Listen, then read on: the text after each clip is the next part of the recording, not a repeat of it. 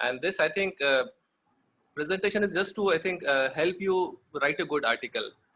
Because eventually, even when we do wonderful work, I think we are more hesitant in getting it published because we undermine that, oh, this work may not be that good. But trust me, it is, I think, just it's the art of writing that will help you get published. And but at the same time, yes, the content has to be good. I am not denying about that. But also trust, I think, yourself that you, I think, you have done enough work for last so many months, and then you're able to publish it. So we'll take a look at how to write a research paper in this particular presentation. I've taken some material from how to write a paper by Ashby, also by Hancock, and also by Dr. Kamath. So that part I'll take along, and also I've added on what actually my perception is. Apparently, I'm also a reviewer of multiple journals, so I also get to see the content, how the writing style is. So I'll also highlight those points, I think, which probably are not so directly mentioned, when we write a paper. So I think just to take your minute or two, generally, when it's a live session, I ask people to find out the words. So there are 6 hidden words, but since you all are muted, so what I'll do, I'll just let you see them. So you can see there are multiple words which are hidden. And typically that's what happens when we write a paper. Because we have been working on that particular material for quite some time, maybe we were doing experiment, we were characterizing it, quantifying it, analyzing it, then it comes to writing. So we were completely engrossed with it, we were eating it. So we were so completely engrossed that we forget that the reader, is not in our own shoes. So we'll have to pitch in that data appropriately to the reader, so reader can also comprehend. At the same time, we also need to pitch in what was the genesis. So it makes a logical and a sequential sense. So that aspect is very, very important, because that generally that part, I think we think, oh, this part is automatically known to the reader, but that may not be so in multiple number of cases. And at the same time, the audience is a technical audience. Audience is a technical audience. So don't assume that it is a book where you need to explain everything. It is not about explanation, but giving a brief summary in a logical and a scientific fashion. And everything has to have a proof or a evidence. And we will see each and every aspect of paper writing as we go along. So how to write a paper? People think it is very difficult, but it is very simple. As simple as writing PAPER. But apparently what goes with it, I think also has to be highlighted. That first of all, you have to prepare your own story. If you are able to convey, oh, this is what my take home message is, this is what my logic of this doing this work is, that is the most important part, that you should know what you're going to pitch in. So you have to prepare your own story. You have to analyze your data. We all are engineers, we do scientific work, so we need to be able to quantify. If it is quantifiable, do it. If not, then find a way how can we quantify and compare, and that will help you pitch in your arguments to bring out the comparison and the correlation. Always underline what is the novel aspect, and you should be able to justify it. If people already have done it, then your work is no more novel. If they already have done it, it means you're just going back to them, you're just reproving what already has been proven. So focus on what your system is, what your finding is. It can be a novel material, it can be a novel process, it can be a novel finding, it can be a novel structure. But you should be able to highlight that and keep your theme around that particular novel aspect. Don't think I have spent 90% of time in preparing the sample, then I will write about preparing the sample. No. Only be 10% of the work that you are able to find a new structure, but your theme should be around that 10%, which is actually very, very different and novel, which people have not seen earlier.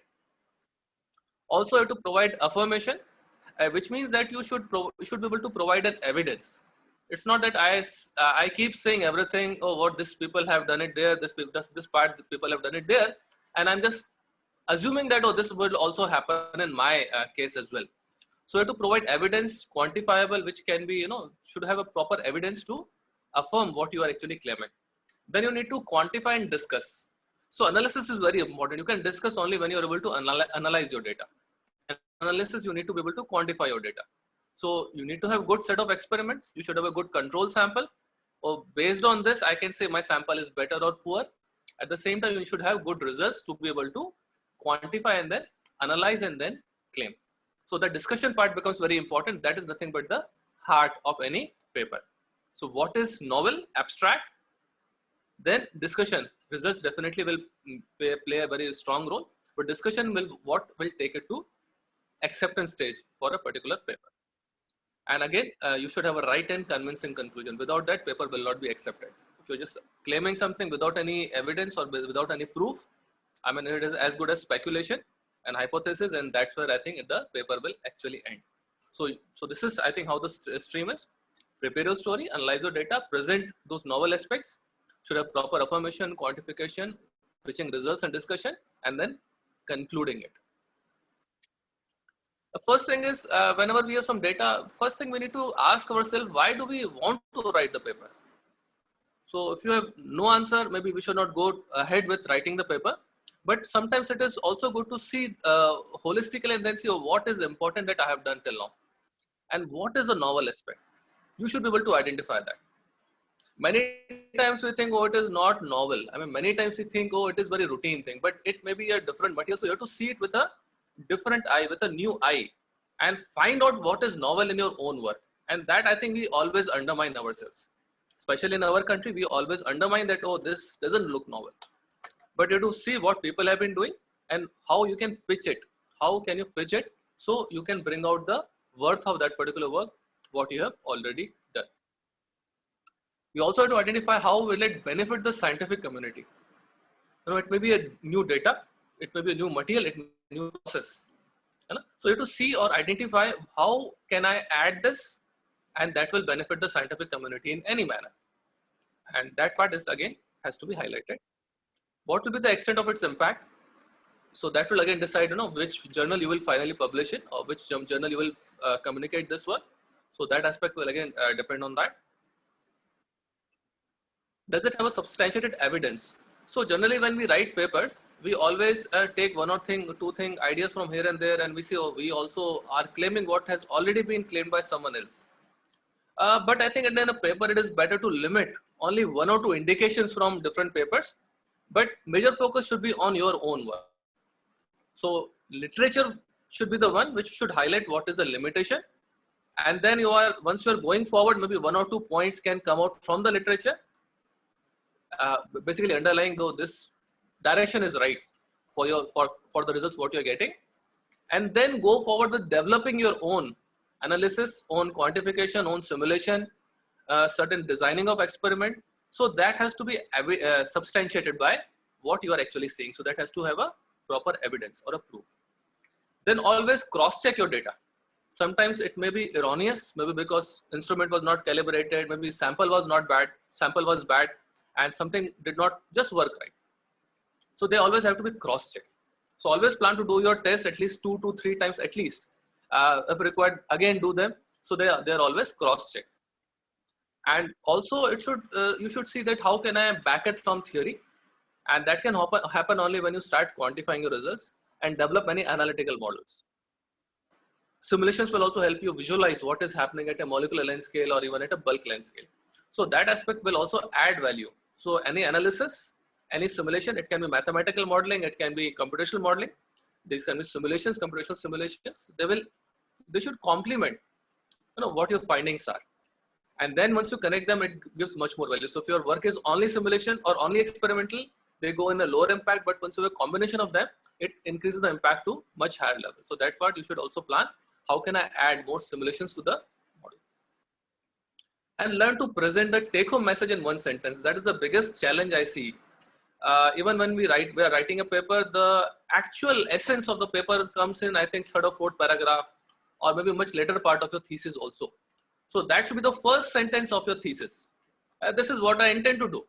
Unless a person who's reading your thesis or your paper, if they're not able to grab, you know, what your take-home message is, it becomes very difficult, you know, to find that particular, you know, message from the clutter of, I think, so much data.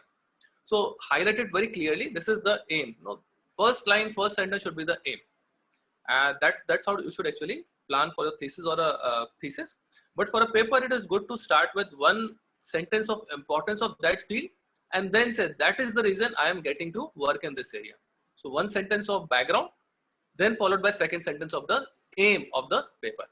So for a paper, writing a manuscript, in the abstract, second sentence should be what you intend to do and why. So that has to come in a single sentence as a second sentence usually. And when you sit for writing a paper, it is a good idea to make a layout first. So say, oh, how will I be pitching it in? So I'll have an abstract introduction about methodology. I'll have certain results. I will do some analysis, quantification. Then how do I discuss what aspects, conclusion, and then everything else. But herein you should also start highlighting, oh, this particular part looking good, or do I need to discuss some aspect with someone else, right? So that aspect, is the figure looking good or not? Is it consistently looking good? Am I missing something? So that aspect will become little more or less clear once you start preparing a layout of the paper or a conceptual sheet. So that again will be very helpful to create some sort of a layout before when you actually start. And again, when should you start? There are two school of thoughts. One says we should start as early as possible. Before we have all the results, we should start writing. And second school of thoughts, which I usually see among students, is that let me get all the data and then let me start writing it. And yeah, this looks logical, that once I have everything, then I should start writing. But if you start writing earlier, you will know beforehand what is missing. But once you start writing, you will say, oh, I don't have a control sample. Oh, it would have been better if I had this more sample. So that way you will be able to accommodate that missing part much earlier.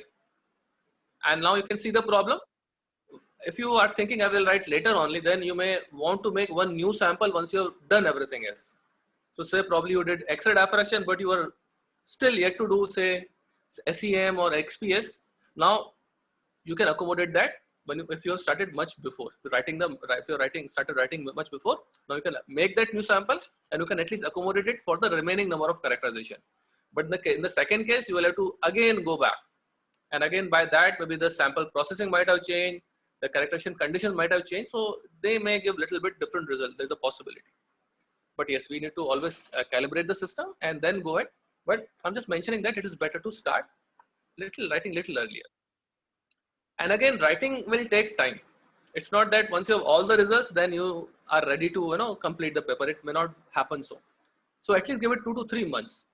Why? Because once you start pitching it in, then you will start realizing, oh, it would have been better if I do it. And first time, I think there'll be more or less like a tension that I have to complete this paper. And then once you prepare the first draft, you yourself may not be happy with it, but you will give it to your advisor. Then your advisor will say, oh, this is, it is better probably if you pitch it in this way, maybe this experiment is missing. And then I think you can accommodate that if you're starting to write earlier.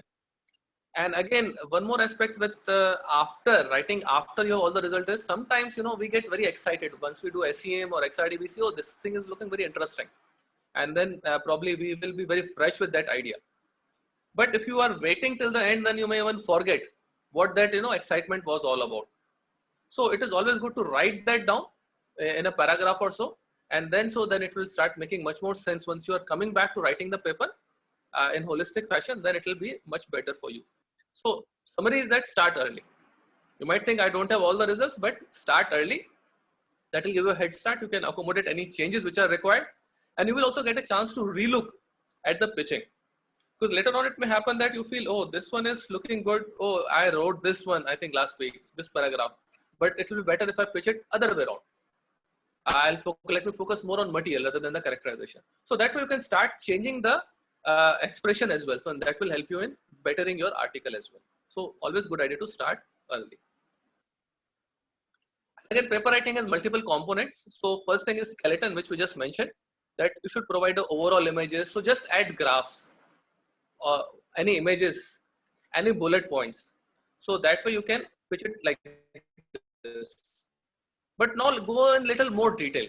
So you had prepared a layout or a sketch earlier, a concept note, but now here add more refinement. So in introduction, what will I write? How will I go forward? In methodology, am I mentioning everything properly? In the conceptual note, do I have all the characteristics, what I want to pitch in? Do I have everything ready? What aspect requires much more discussion with the advisor? Or if advisor is not comfortable, is there any other person who can help me with building up this particular concept? If this additional characterization is required, where can I do it? So those aspects we should start adding. And that I think will help you in, making the paper much better. Again and again, I will always underline this. What is new? What is so novel about your work? So that aspect you should be able to answer. And again, don't leave it there. Just see, many times we leave the paper, we think, we have done so much and it is good enough for a single paper. but always add value by more analysis. And again, analysis will happen only when you're able to quantify. So quantification is very important, and only once you're able to quantify, then only you can add, any analysis around that. And also now you should see how it can bring new insights.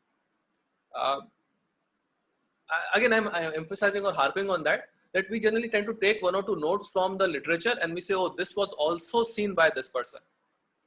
So saying it has already been seen by that particular person will undermine our work. But then when we say, oh, this is the work for this particular system, what I am doing. So focus on your system. And then also link it with the previous literature that, oh, in a different system or on a different condition, this work also was observed by that particular person. That actually emphasizes your work, right? So that's how you should also be able to write that. You should emphasize your work to a larger extent, right? Don't undermine others' work because you probably got the idea from there. That's okay. But also bring that citation, but also emphasize what is new that you're pitching into the scientific community. So the skeleton, you should be able to highlight that as well.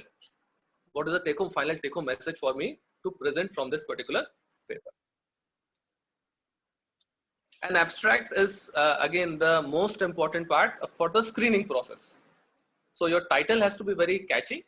We will see that later on. But abstract is the one which will make it to the review round. So once you submit a paper, if your abstract is good, mostly it will go for a review. So keep it very short and sweet, because many times I think we should write everything.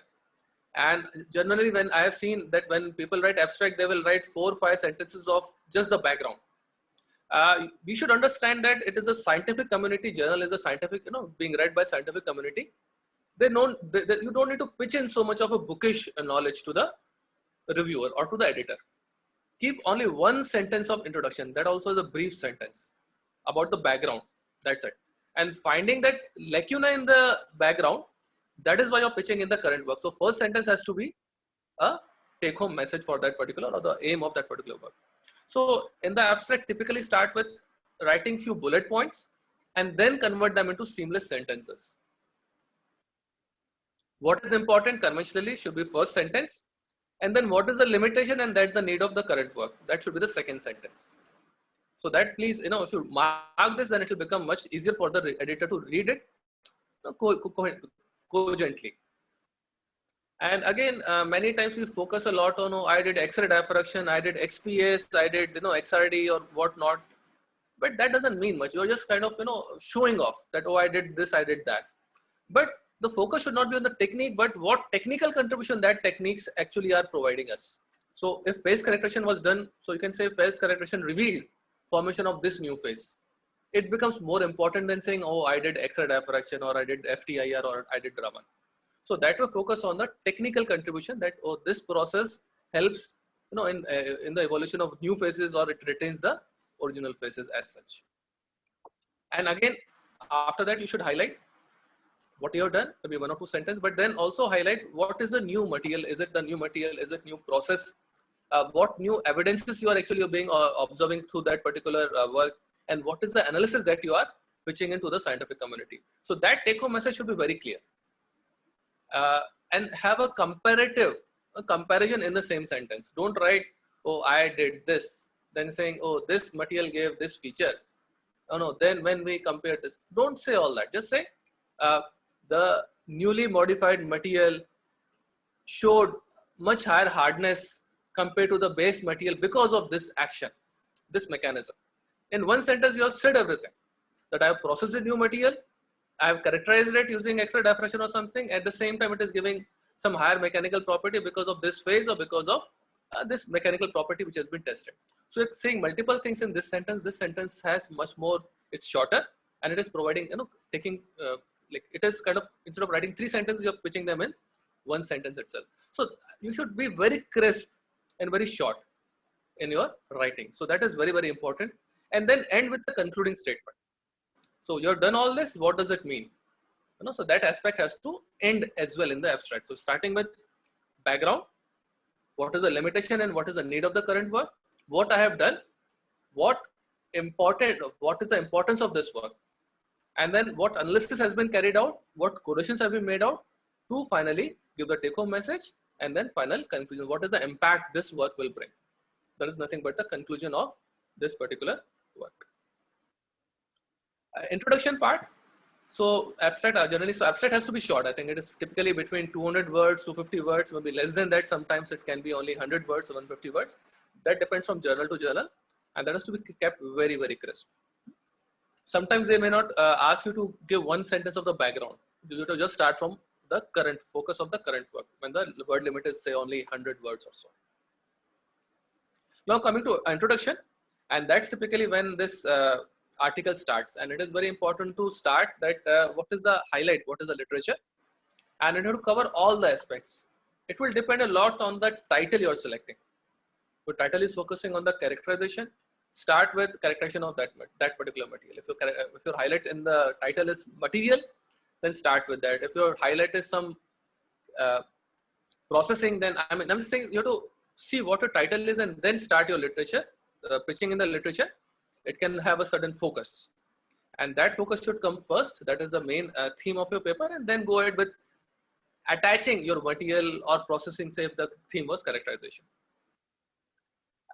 Very important to write down or present or pitch what has already been done. And many times I see people say, oh, this particular paper showed an improved performance. And to a reader, it may not be clear what is meant by improved performance. Or if I say there was an improvement of 10%. See, unless I get to know about what material, exact composition, at what parameters the material was synthesized, temperature, pressure, time, environment, right? Unless I know them, then followed by what is the microstructure of that particular material, grain size, right? How was it distributed? Unless I know these things, I will not be able to compare that material with the new material. But generally, when we're writing literature, we will just write, oh, this material showed better performance, and we leave it there. So it is also very important to provide enough information for a person to comprehend. Processing was done by which technique? Then was the grain structure very, very fine? What kind of material, what kind of composite, what is the exact composition of that particular material or the composite? So everything has to come right there. Person should not be, it should not happen that person has to go back to the paper and then read for that one particular sentence. So that has to be made very clear right there. So at least in 2 to 3 sentences, we should now pitch in. And one more part I generally see among papers is they take one paper and then they provide entire summary in one paragraph. That is not a good way. Ideally, we should read multiple papers and then get their summary. So in one paragraph, we should have at least 3 to 4 or 5 different citations in the paper with the same theme. So that way that way reader can appreciate that you understand, and that's why you're pitching it in this fashion, right? Excuse me. So that is very important part, that we should provide entire summary of multiple papers in terms of their material, technique, analysis, and so on. And only then we should now are in a position to pitch in what is missing in literature. And that part has to be highlighted very clearly, because we assume that reader will automatically know, because I've been telling it. I've been telling this material is better, that material is better, or this characterization was done. But at the end, you need to summarize it. You need to summarize that this part was, so maybe X-ray diffraction was done, but the probably phases content was not quantified. So its effect on mechanical properties still unclear. Unless we state that, reader will not get to know what was your intention in terms of describing so much about this particular material. So only once you say that this effect was missing, and that is why we have taken the challenge of quantifying the phases and then assessing the hardness or elastic modulus at this length scale. That now highlights the novelty of the current work, right? So that has to be stated very clearly. That's how this particular work will pitch forward to the scientific community. So, and again, the communication, again, this is showing a cartoon where 2 Englishmen, I think, are sitting on an island, which is, I think they are stranded out here, but they're not talking to each other because they were actually not formally introduced. So what I'm highlighting is it's a, see, it is just telling that conversation has to start. And one is, I think, a writer, other one is a reader. In the sense that once we are pitching in an article, and if it is not reaching the reader, it is as good as useless. So that is why the communication is very important, that when we are writing the introduction, when we are writing whatever, so that way it has to now reach the reader so they can appreciate, and you should be on the same boat. So only when they communicate, then only they can go ahead at least, helping each other, and then maybe they can find a way to go, I think, or leave this particular island and go to the right place. Now, coming to the next component, which is experimental. It can be materials and method or experiments. Here we need to provide processing details, number of samples, what material, composition, size of particle, everything has to be there. And it has to have complete details. Again, why I'm highlighting is because once we do experiments, we think, oh, I have given all the details, because if you are given the same sample again, probably you will be able to duplicate it. But now imagine you say, I did X-ray diffraction. But again, what was the wavelength of X-ray? Which machine did you operate on? What was the scan rate? What was the step size? Right? So, so multiple things have to be now shown in complete detail. And again, many times you don't provide what is the temperature, what is the relative humidity, right? So everything has to be provided. Everything has to be provided. We should not assume that if I'm saying X-ray diffraction, people will automatically know. It is not so, right? So please highlight each and every point and give enough details so person can conduct exactly what you did in a same fashion. So that part has to be properly provided to the reader. Also, I'm mentioning here number of samples. So that also will tell, how can I utilize, so what is the least count of the instrument, or how statistically relevant your results are. That will depend on number of samples, accuracy of instrument, and so on. So that part, everything has to be provided properly. So statistically, the results should be reliable to the reader. So statistical analysis is again very important. Again, this is again a nice cartoon which is telling that, oh, did you catch the culprit? Says, no, we caught who looks very similar. It means that many times we are not clear in terms of pitching in, oh, that's how experiment has to be done. It looks similar, but not with complete details. Only when they give complete details, then only they can exactly catch the culprit. So it is just telling shark taken by human. It can be any human. Only when they start identifying, oh, this kind of hair, this kind of a height, this kind of a weight, then only things become much more perceivable. And exact details have to be provided once you are giving telling about the experimental details. So take it very seriously, because if things are not clear, paper will get rejected. Now, next component is results and discussion. So results and discussion, this will form the heart of your paper. Only when this thing is strong, conclusive, with proper statistical reliability, good data, good characterization, good analysis, then only I think it will make the paper published. And this is the real heart of paper. I'm adding discussion, here.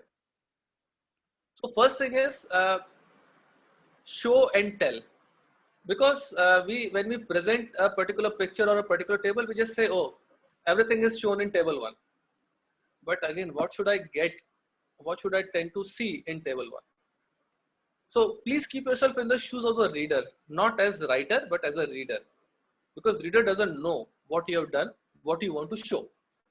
So first tell them or show them, figure 1 shows a scanning electron micrograph of this particular sample, which is basically eliciting the grain size or something, or showing the phase distribution in this fashion. So show and tell.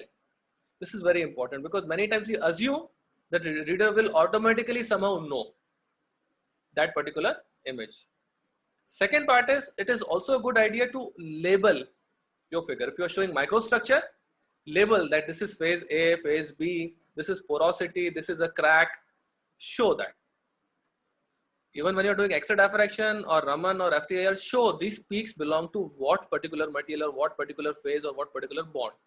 So that way, always indicate and label everything. Your x-axis, y-axis should be properly marked. They should be properly legible as well. The font size should be big enough. Don't assume that, oh, I can see, so everyone can see it. So keep the font size also bigger, and then discuss. Very, very important part. And again, once you tell them, again, indicate what it actually will mean. How does it compare? What is the trend? And why is it showing so? We sometimes leave it, oh, with increasing this, I'm getting increasing some trend. But why? Right? What that sample has done to be able to show that increasing trend? And how are you, so you're reasoning it, but what is the basis of that reasoning? Do you have any evidences to show that? So quantify your findings, analyze and attribute. And it is very important for correlating, correlate with how did you process the sample? What phases did you get? What was the microstructure? Were you seeing any porosity? How the performance should vary if you have high porosity or not, or phase XYZ, how the performance should actually behave. So that way you need to be able to quantify and correlate. So that correlation will somehow tend to also start providing reasoning for it. And reasoning, you should see evidence. You should not just blindly say hardness increases because of, say, a dislocation piling. So why? Did you show it somewhere? Or phases, it is because of dense microstructure. So it will start showing that after quantification. And it will be also nice to show your take-home message via schematic. So if you can predict something more, it is always good. So many times, we can utilize certain models, and we can say, so if you have set of 4 or 5 data points, what we can do, we can utilize 4 data points in creating a model, and we can now assume that 5th point we are predicting that 5th particular point. And if our data is able to predict the 5th point, which we already have done via experimentation, it will be a win-win situation. So now you're able to create a model from the 4 data points, justify it, analyze it, justify it, and then predict something more. And that 5th data point is also available to you as an experimental data, which you have done it, but as an unknown data, and then you are predicting that. So that way you can now add value, much more value to your work. So see that always, and can you predict something more? And that will also have much more reliability that you are able to predict as nicely as any other model. So that way it should be the results and discussion that we should comprise of main aspects, should show and tell, quantify, correlate, and then have some model to be able to justify that particular performance. And always good idea to have a schematic. And again, so this one, you can have significant digits difference in performance. So many times, what we do, I have seen that if we are presenting mechanical property, we will have 4 or 5 decimals, in MPa. Or once we are showing lattice parameter, we will show 6 decimals or maybe 2 decimals. So we should be very careful in what is the least count of the instrument. Till what digits I am getting the data, how reliable that is. So that is very, very important. We should not just, so 10 by 3 will be 3.33333. And if I'm weighing something and I start giving this number of, infinite number of 3333, it is not correct. So ensure that what is the least count of the instrument and then stick there. And again, once we are showing in say if I'm showing lattice parameter in 3 digits and for some other material in 4 digits, for some other material in 5 digits, that also is incorrect. Because if machine has a least count of 3 or 4 digits, it should be consistent across for the same for all the samples. So please be very careful once you are reporting that. And then only we can see differences in performance. Once we are sure of our readings, of our values, then we can start connecting and correlating, and that will tell us what is the difference in the performance of various samples. And everything has to have proof, evidences. So if you're saying that, oh, this property increased because of the oxide development on the surface, and if you're not showing any oxide development, so we can always have either energy dispersive spectroscopy, we can have XPS to show that, oh, there is indeed some surface oxide, and that may have higher hardness than the substrate, then it will add value. If you just claim, oh, it is because of that, but without giving any proof or evidences, people will not take it lightly. So you should always provide the facts, proofs, and evidences. Without them, I think it is as good as speculation. And one more part I think I will highlight here. I think just I'll give you a story, maybe a small, and I'll just tell you something. So this is actually about writing a paper. So there is a person who's doing an experiment on a frog. So this person takes the frog and then puts it on a table and then bangs the table, thumb, and then the frog jumps. Then the person decides, let me chop off one leg of this frog. So the person chops off one leg of the frog and then again bumps the table. So now this time it is not able to jump that high. So first time it was some centimeter and now it is little lesser than that. Fine. Then this person goes and chops off one more leg of the frog. Again bumps the table. Then the frog is able to jump even lower. The same way now he does it for the third leg.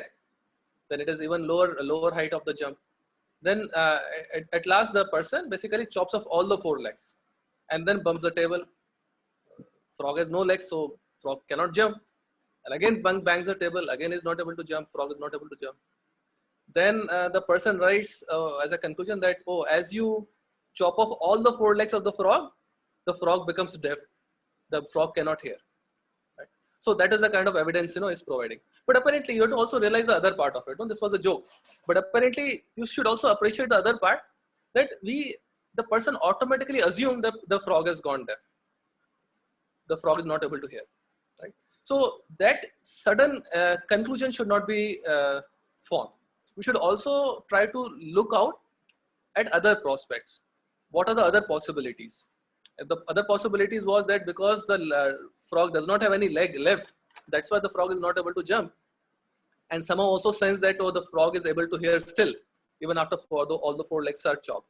So that aspect has to be, proven. And then only we can make a substantiated conclusion. Otherwise, it is as good as just speculation. So I'm just highlighting that one performance may have multiple causes. Now it is dependent on your understanding and your design of experiment that you should somehow be able to eliminate the other causes. If one thing is happening, so if I take a material, I add some reinforcement to it, I see increase in the hardness, say suppose. But in the second composite, I have a different level of porosity. I have presence of second material. I have multiple number of interfaces. I will also have different phase structure as well. So now I have multiple reasons by which the hardness can increase. But if I say it is only because of the second phase, that is not a correct conclusion. It may be happening because of porosity. It may be happening because of the poor interfaces. It may be happening because the nearby region of that particular second phase is getting to a different phase. So there can be multiple reasons, or maybe the grain size actually changed. So I'm just telling that, or highlighting that there can be multiple reasons. We should be able to eliminate the other causes to be able to claim what is finally there. One may have a feeble effect, so we can also undermine that effect, but we should always be able to eliminate the remaining reasons as well to be able to claim something more conclusively. And again, this is my story, my way, so it is your work. You have been working on it for very long. You have to tell your story. Don't think that supervisor will come or any friend will come and will help me my way. No, it will not happen. It is your story. You have to pitch it in. And it is very nice, I think, 2 movies, I think, if you have seen this, The Usual Suspects or even this, The Chocolate. Apparently here, if you have seen this movie, well and good. But apparently what is happening here is, there's a person who is somehow caught on a shipyard and everyone else around him was dead. And this person is disabled. So in the hands also cannot move and legs also cannot move properly. And now this detective is somehow questioning this particular guy because he's suspicious that, oh, this is the only person who's found alive. Everyone else was actually dead. And then this particular person starts telling it, how things transpired, and basically talks about that there were 2 final groups. They started clashing and finally each and everyone died. There's a main villain or a kind of a shadow villain. And finally he was left on that particular ship. And he also tells that I was somehow near a barrel, kind of hiding behind a barrel, and I had a gun with me. And on the other end, this particular person who's the main villain, who's standing, and that villain has assumed that he has killed everyone without knowing that this person is actually hiding. Then this detective actually asks him, why you did not shoot to that particular villain or that particular person. He tells, my hands, I think they don't work. If I miss, I'm sure that this guy will not miss shooting me. So that is why I did not even try attempting to shoot at him. I was happy that he has not seen me and then I can basically escape. And then finally this detective is convinced that, oh, this guy was not properly involved, and then he leaves him. But apparently when this guy goes out of that particular cabin, slowly we see that he starts opening his hand because he was not, his hands were crippled, and then he starts opening his hands and he starts walking very nicely. So there was no disability actually. It was all a story, right? And later on the detective also realizes that, oh, the names of what the person was taking of person X, Y, Z who were in the gang, apparently they were somewhere here or there. So maybe something was below the saucer of the coffee they were drinking. other name was listed somewhere on the files nearby or something or else. I'm just telling that he was able to show so nice or convincing story. I'm saying that, oh, you have to build a story, but base it on proofs and evidences, right? So story has to be good. That's the only essence I'm telling it here. The storyline has to be very good. It should be convincing, but base it on proofs. Don't make your own story. I'm just telling, have a good storyline, but base it on proofs and evidences, and don't get biased. Many times we get biased. Oh, if I'm adding this, I should have a better performance. It need not be so. At least one of my students, he actually published a paper in which with the reinforcement properties were deteriorating, but he could explain it nicely, and that paper got published. So don't assume always that if I'm adding something, it is for betterment. If I'm able to justify it, I think that is nothing like it. So I'm just saying the usual suspects is in English, and the inspired version, I think, in India is chocolate. So if you get a chance, I think you should see this. It's very nice way of pitching it. And this is what I just mentioned, that avoid bias. It is my work. No, it should be person independent work. Don't think you are doing it. Be your self-critique as well. So avoid any bias in your writing. And at the end, you should have conclusions. So this is, don't come back to stating the procedure or the results again. You should provide the results, mechanism, why should it happen, and then what it leads to. Everything should come in a single sentence, and then it becomes a conclusion.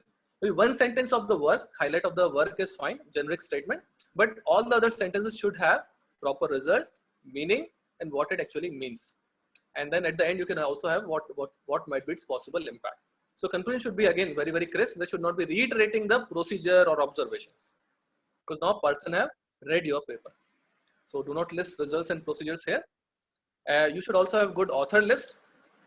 So typical, rule of thumb is that we should add people in the author who have done more than 15% of the work. So anyone who's either writing the paper or doing some experiment or helping with some analysis, you think the contribution is more than 15%, they should be added as author.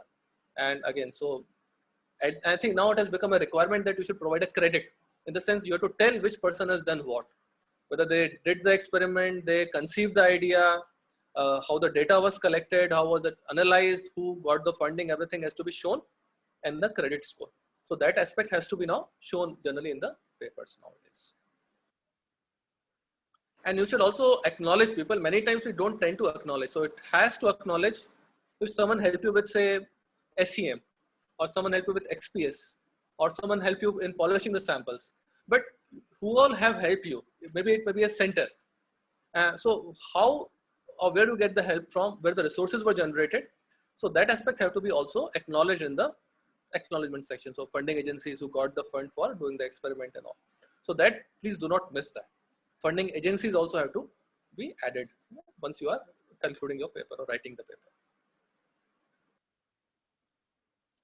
Before I go, this conclusion has to be very nice, because editor will just read your abstract and maximum conclusion. And if they are reading good, it will go out for a review, otherwise not. So conclusions have to be written very, very nicely. It is not that you can just summarize, your procedure or results, and that will be it. It may not be so. It will also justify what mechanisms, what newness, impact, novelty, that aspect also has to come in the conclusions.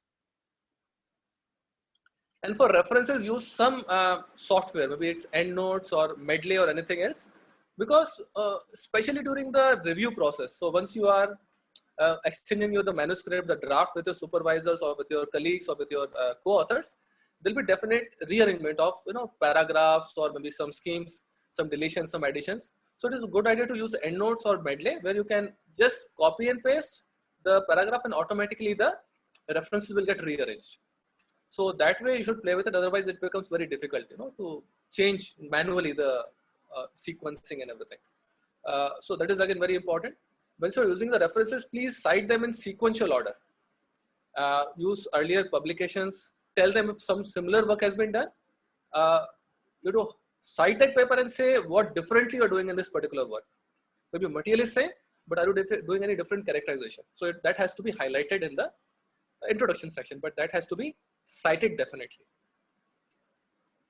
And one more good idea is to, if you are trying to attempting to submit your paper in a particular journal, also cite journals from the same journal. The reason is that the journal would like to see whether the work is relevant or not. Now they see, oh, so many papers are being cited from our own journal, they might be, you will have higher chances of sending that out for a review. And many times we tend to use some words very loosely, like he, she, us, our. The work actually should be person independent, so we should avoid using any he, she pronouns. Don't use good, better, bad. Have it quantified. Have it quantified. So much percent improvement compared to this base value will be nicer than saying, oh, it is showing better result or good result. Again, we have to use the articles properly, a and the have to be utilized properly. And again, properly use the past tense with the present term of it. So he did see is not correct, but he did see is correct, and he did saw is not correct. Generally we don't write to, so is referred to as. So generally we write is referred as, it's not correct. So is referred to is a correct usage. And when compared to that of, so not compared to. So there are mainly three, four things I'm mentioning here, but the English also has to be proper. Language has to be proper. So again, you have to make an overall good story or a theme, make a good connection between the paragraphs. And many times what we see, especially in the introduction, is there is no connection between the paragraphs. One paragraph appears in isolation compared to the second paragraph. So once someone is reading it, they should form a very logical and a sequential and a cogent kind of a flow. That flow has to be very harmonious. And same thing, so when you are writing something about phases, then say, oh, once we have seen the phases, we will like to see how the microstructure plays a part in this particular aspect, and then go to the microstructural characterization. So that has to be very smooth flow from paragraph to paragraph. And again, you have to reason why you are doing certain characterization. Use a consistent style for tables, figures. It should not happen that one is showing in a different fashion using Arial, second is using Times New Roman or Calibri or any other font. Size should be similar. So make sure that the system looks more consistent, as if it is made by one single person. In terms of table, figures, everything should be more consistent in presentation. Cite each and every figure, each and every table, and discuss them as well. They're to be in sequential order. That is very much important, that they should appear 1A, 1B, 1C. And please discuss them. And many times we just show them or see everything in figure 1. But a reader will not know what to see. So label those features. Say we want to show some sort of a micro crack, then label micro crack in figure 1A, and then show, oh, the micro cracks in figure 1A for this sample are much less, so much number density compared to figure 1B for this sample or so. So you have to also quantify and then label and then discuss them in a sequential order. Don't cite table 2 before table 1. And again, if you can make it crisper, do so. Because generally we tend to write so much, it looks so stretched. Many times when I read papers, it looks so verbose. So much, it looks very stretched.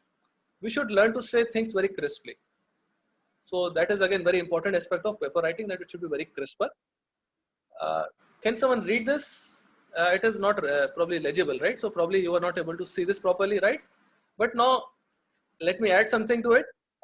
Now I think it becomes more legible, right? Now all of you probably will be able to read this. One more trick, or is it a treat? So many times when we are writing papers, it becomes so exhausting for us, because that's what we are doing for, I think, so many days, so many weeks. So don't exhaust yourself, but take a break.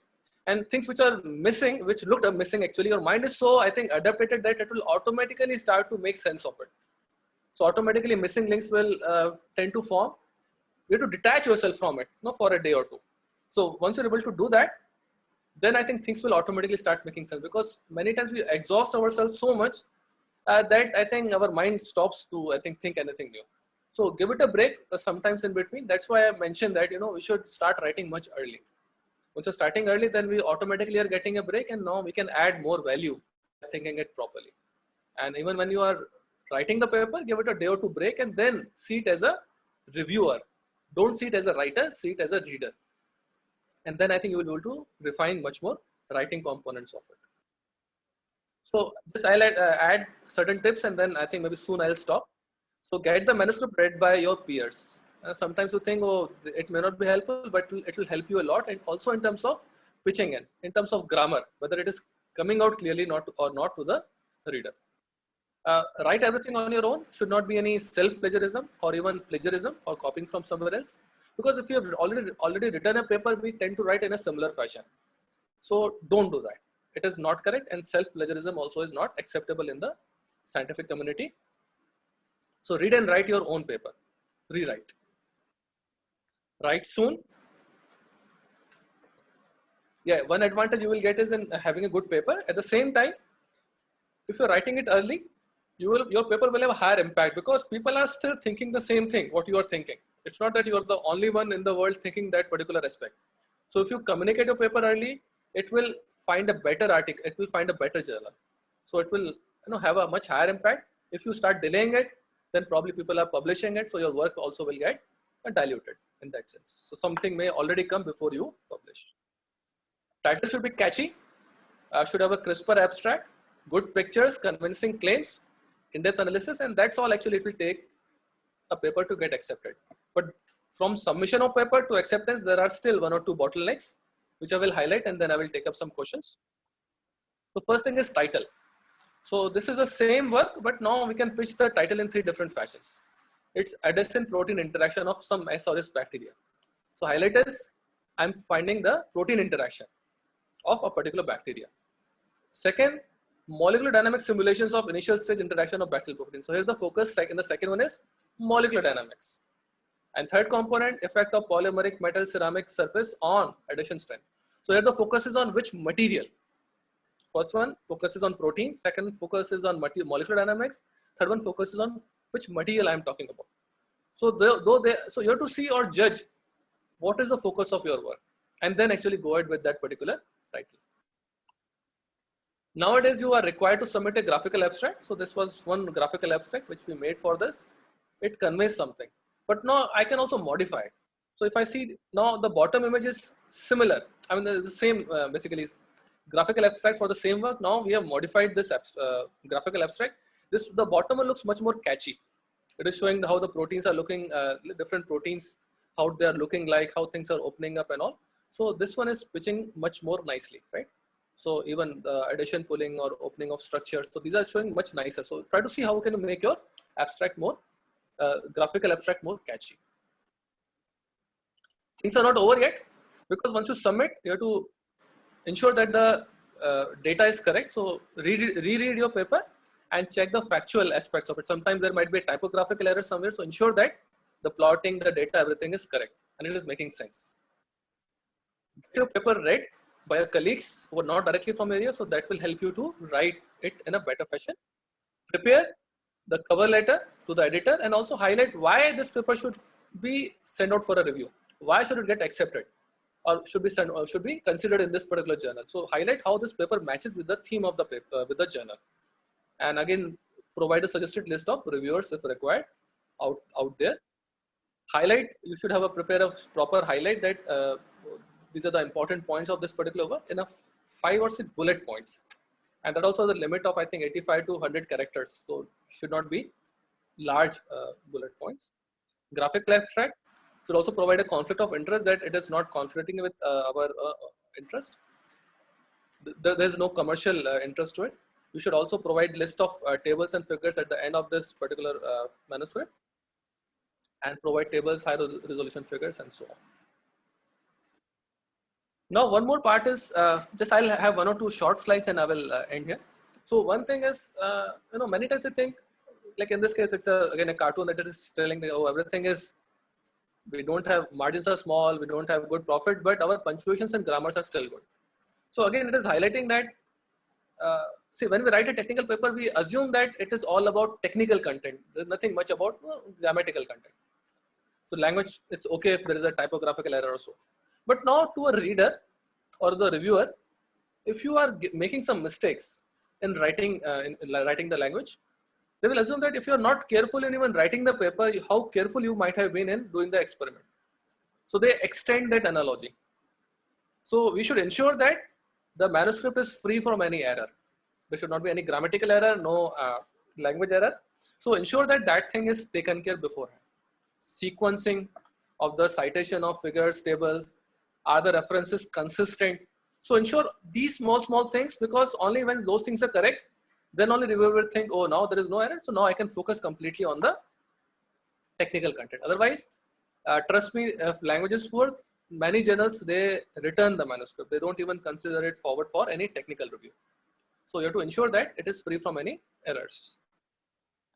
And once you submit your manuscript, it will again go for a review. It is generally typically done by 2 to 3 domain experts. Sometimes it is done by even one. But once they send you comments, don't think they are criticizing your work. Many times they are constructive criticisms. So thank them for their time. It is a voluntary service. It is not that they are doing for some money and all. It is a voluntary job. So they are wanting that you should improve the manuscript. So thank the reviewers for them and the editor for their time and constructive criticism. See how much you can incorporate and be courteous in responding. Don't try to again play, don't, I think, be harsh on, responding to it, and don't, anyway. So respond in the bulletized fashion. So for each comment, you should provide a itemized response. It should not happen that you should provide all the 7 comments and then you're providing response in one. So what I meant earlier was you should not become sarcastic, because many times I see that, oh, this comment looks a little harsher from the reviewer, and we also try to respond in a sarcastic way. We should not be sarcastic. We should remain courteous, and that's what I wanted to highlight. And again, we should provide itemized response for each bullet, and we should show the changes in the revised manuscript by highlighting them or by showing in a different colored font, because reviewer will not have time to go through a manuscript again. They will just see what changes you have done. That was my comment, and what changes actually you have been able to do or incorporate. And that's what they will tend to see. So we should highlight those changes and see it in terms of providing a different font color. Even when the manuscript gets rejected, don't dishearten yourself. It is a routine thing. Many times it is writing style doesn't match, maybe the focus is not matching, doesn't mean that your work is not good, right? So you'll definitely find an appropriate journal, and that also will give you some comments to think on, to ponder on.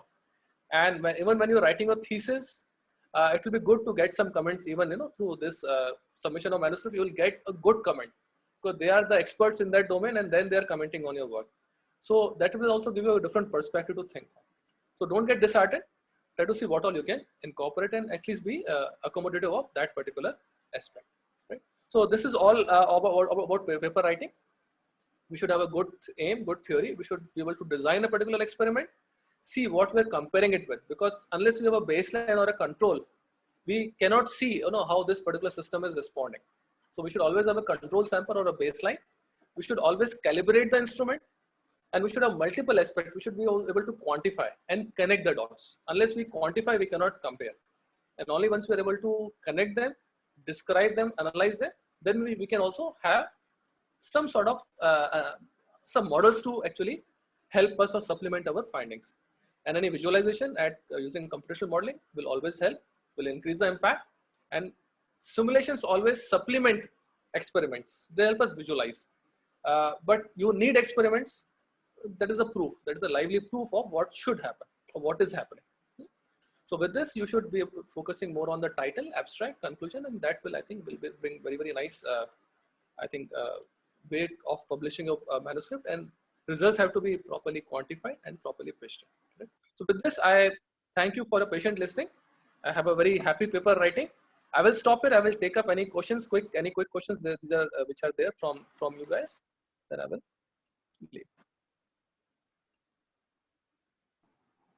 Okay, so I'll just read the questions for you. The first question is, as a first year MTech student, what is the right time to start reading research paper?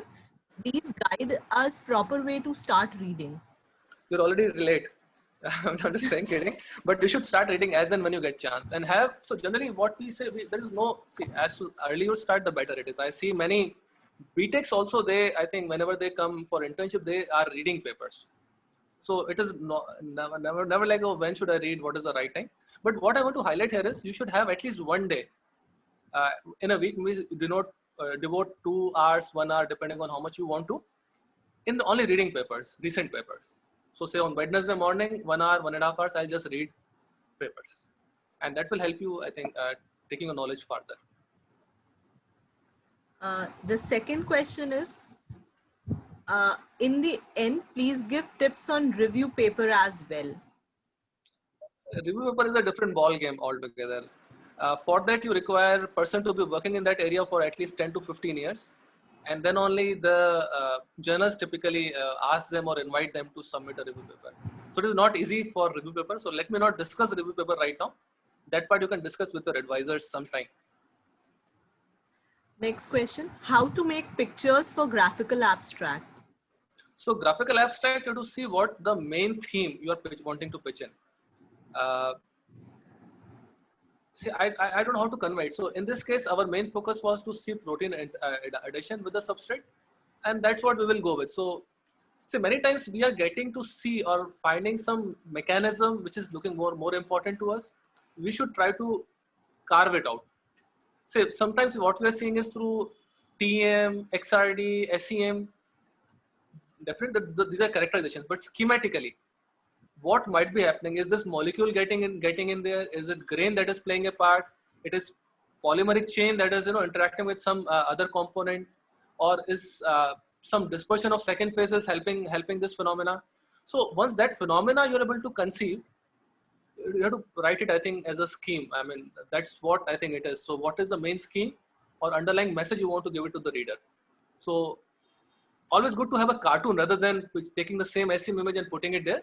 Always good to make your own cartoons, that I can show dispersion of carbon nanotube and say this is the crack propagating, but then it is getting restricted by, say, carbon nanotube. So that way I would like to pitch it, that we should make scheme what we want to finally pitch in as a take-home message for the reader. Okay, the next question is, sir, what are the important things to keep in mind while writing a review paper? Again, this one will be very lengthy, so let me not answer it, but review paper requires how things have been developing, what is the need of writing this review paper, right? And then comparing. So it has to be authoritative in a nature, that what has happened and why, or how, and where it is leading to. So that perspective has to be provided by the person. What has happened so far, what stronger evidences have been shown by this particular combination in terms of material processing, characterization, or something, and then pitching it in which system might work the best and why. So futuristic approach of that particular domain has to be pitched in. So yes, I think more or less you will need to also involve your supervisor in mind, because they have probably more exposure to that field, so they can give some comments on that. Next question is, in some published papers after experiment, they get one data, but they write different things what they are expecting. Then how it is published? So it depends on the quality of paper journal as well. Also, it also depends on if it is very new. If something is new, you can publish even in Nature. Even so, typically, at least one paper I remember, it was from Japanese authors, and they had one single page, and it was published in Nature. So I'm just mentioning that it is totally depends on what is the quality of your work, and for that, if you're just breaking what was the convention earlier, and you're bringing something new, that will get published in as big as any journal with even one data point. But typically, I've seen more or less we take multiple number of materials, we tend to compare them, what is the effect of one or second thing, or how this aspect is releasing a drug, or how this particular component is, I don't know. So that typically have multiple materials, multiple characterization techniques, and then you are comparing them. So that way, I mean, yes, so it will depend on which journal and what is the quality of the data, and whether it is breaking any stereotypes which are already existing. So that way, I think it depends on that. So before moving to any question, there was a compliment from Shikhar sir's side. It was a very nice talk. We have learned this in hard way, which Professor Balani has summarized succinctly. Maybe he could also provide an example, an ideal paper where students could find all these ideas implemented. We all could learn from that. So I don't know how to answer that. Thanks to Dr. Shikhar for complimenting it. But each paper, I feel they will have definitely some plus points, but they will also have multiple negative points, because any paper, I think, it is not complete in all the senses. So I'll say it's like thesis makes it more complete. If you're able to summarize the thesis into a single paper, that will become much more meaningful. I'll definitely try to search some paper which I find it to be very good, but that may not suit to your taste. So that's why I was a little hesitant in saying, oh, this paper is exactly perfect. So if Dr. Shikhar can comment back on it, like if he has come across any one very good paper which comprises everything. Because you can, yeah, yes. I will definitely look for some. I remember reading a couple of papers which was really done good. Usually going for a really nice journal like Nature and Science papers, Exactly. they are written well.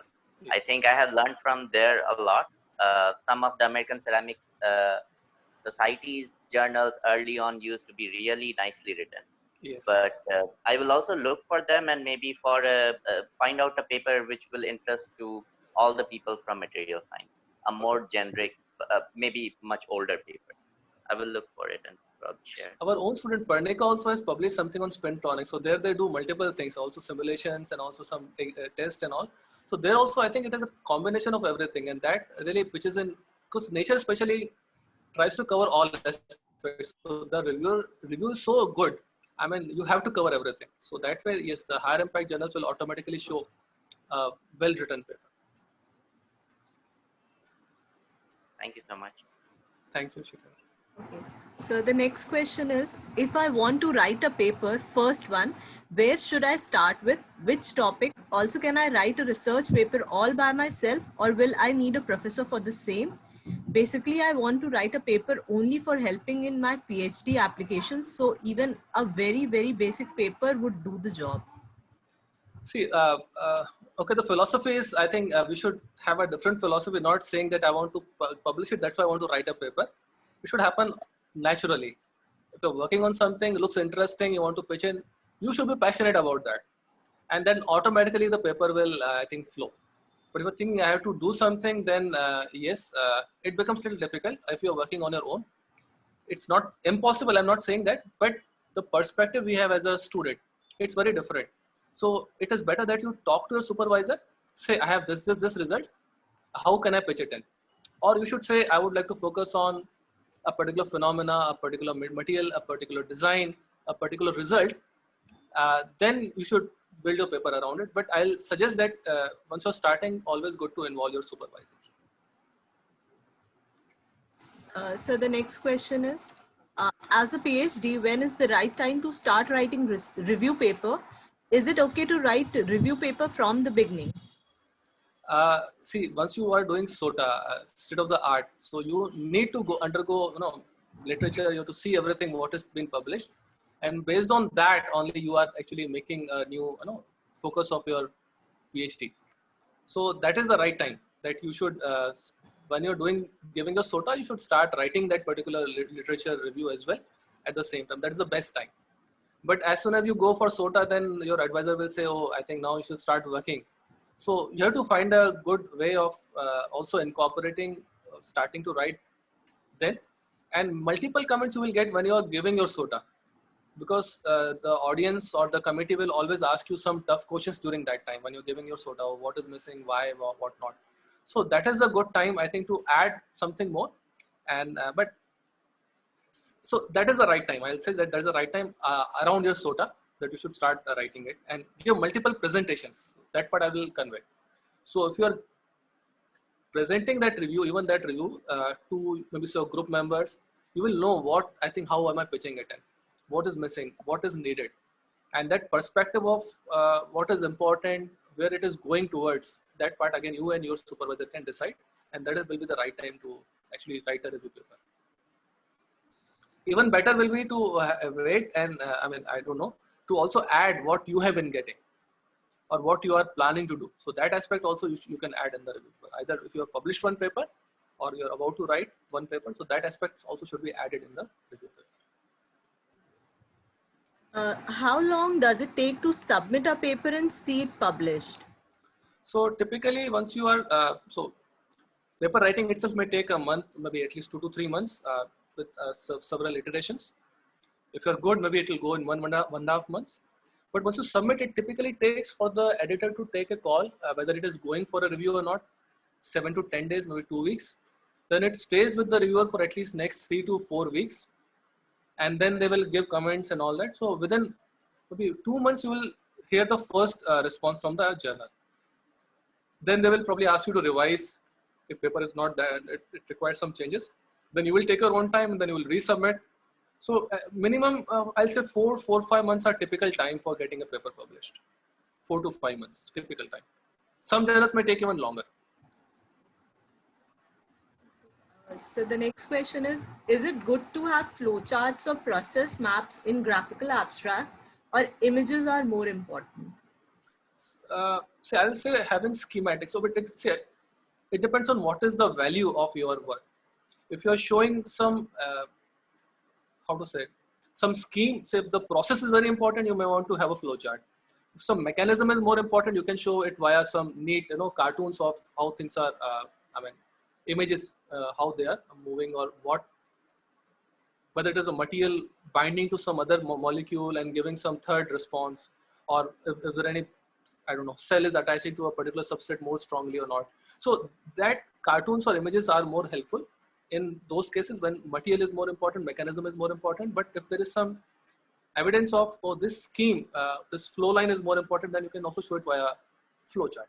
So you have to just learn to present your thought in some cartoon. That's what I think is required. So the next question is, I generally have difficulty in keeping the results and discussion separate. What these sections should have?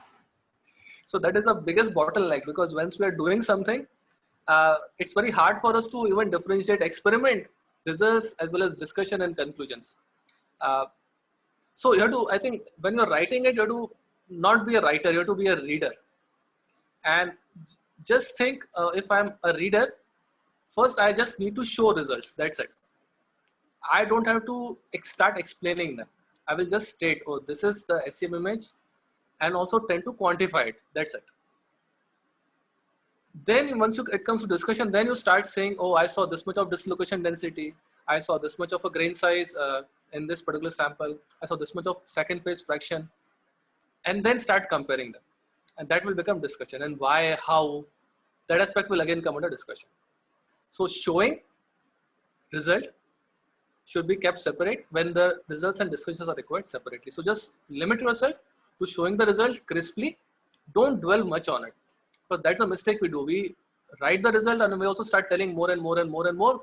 And then that leads the reader astray. So don't get into that domain of going and then explaining more and more about the result in the results section, if the results and discussions are required separately. So to see it as a reader, not really as a writer.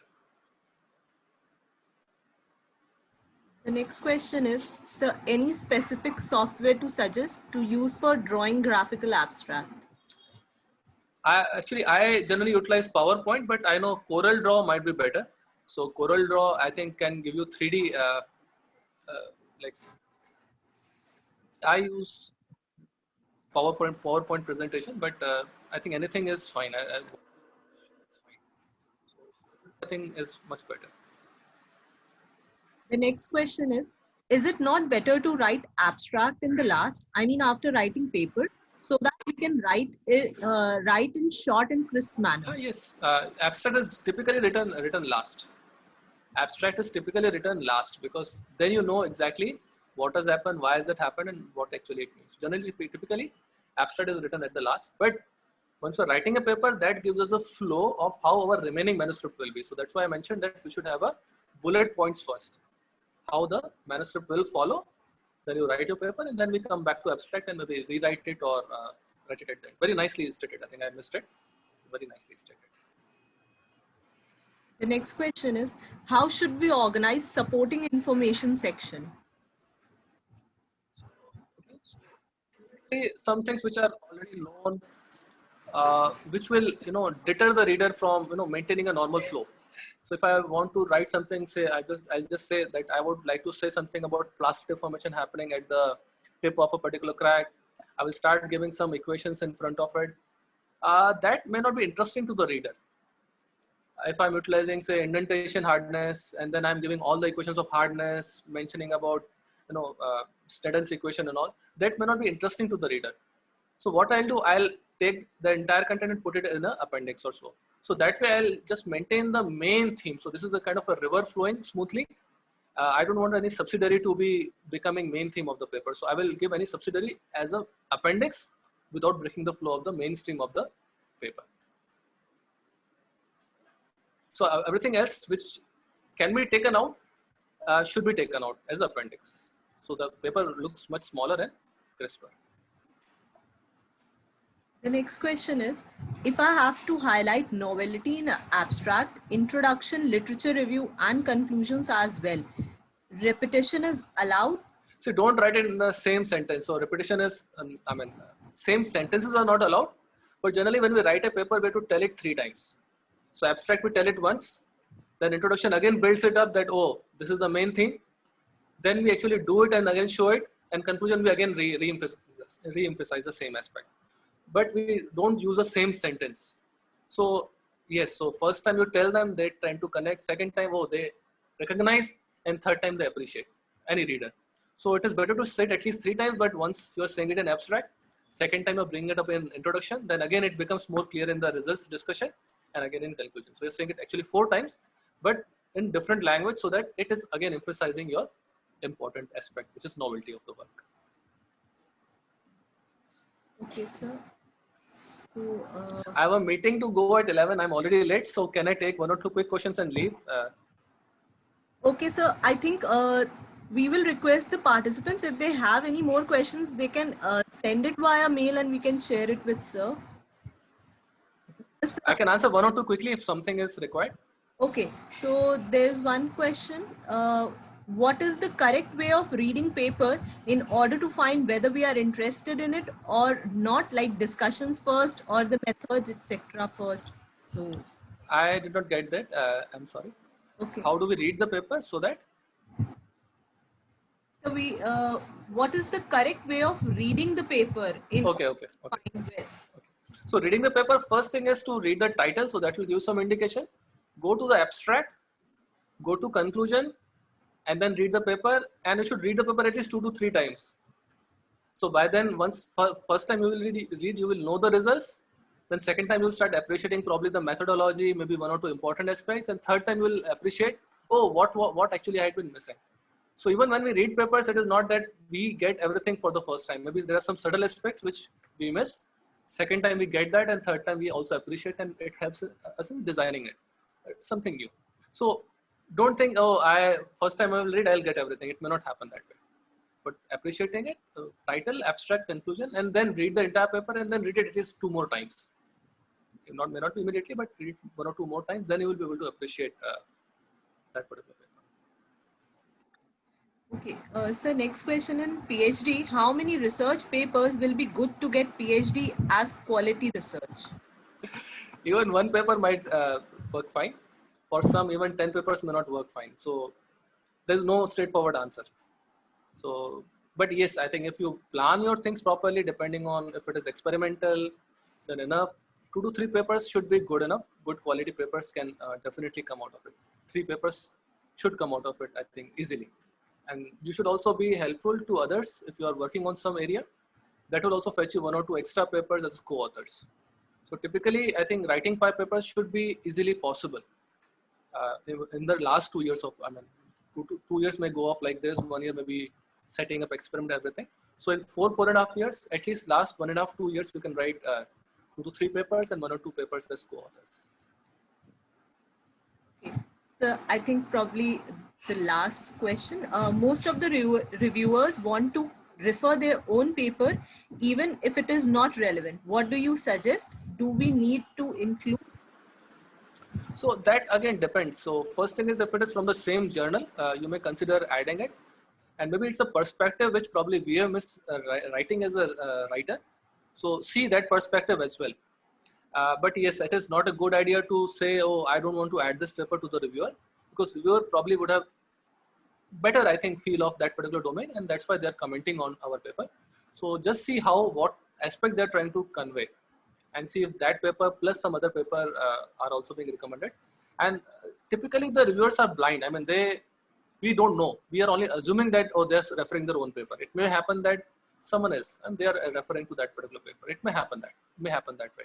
So don't be biased. So take it with an open mind, and they're kind of giving constructive criticism. So don't think, oh, they are pointing at me and all that. They're citing their own papers. May not be so. Sir, can we take one last question? Sure. Okay. So if research is novel, but due to time constraints, experimental work is less or missing, which is found after work, then what to do for this if manuscript is communicated at that time?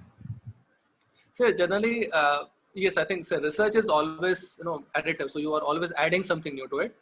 So don't think something was left. No, should not assume that. So based on whatever evidences you have, because once you might remember, as childhood we used to have multiple dots and then we make a rabbit out of it. It is revealing. It may happen that we missed one point, we missed the points in between, but still we were able to make, oh, this is a rabbit. And that's what you are standing on currently. And don't think that, oh, I missed it. So once you have something you have communicated, that is in entirety, that's okay. Later on, once I think you do new experiment, you think something is not correct, or you want to add something. Once it comes back for a review, back from the review, then you can add this, or you can add some addendum to that particular manuscript. You can say, oh, this one can be added here, or you can write a newer paper. So it's entirely up to you how you want to take care, how do you want to take the next step. It's totally up to you.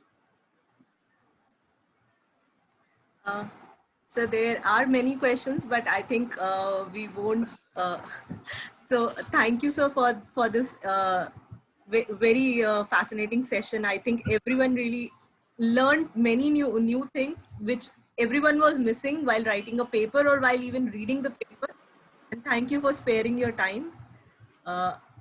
If there's some questions that will come up, we'll forward it to you so that they could. Okay, sure. Thanks, Shruti, for managing this. Thanks a lot, everyone, for patiently listening. So I can see there are around 100 participants, and thanks for your patient listening. Thank you, everyone.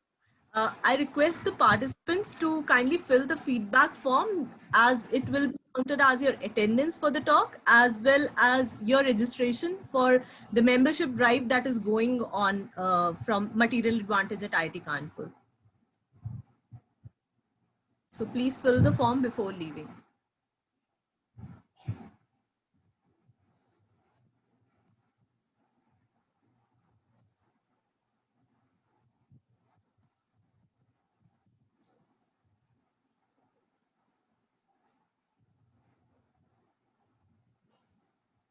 The questions which are left unanswered, they can mail us those questions or even type those questions in the feedback form.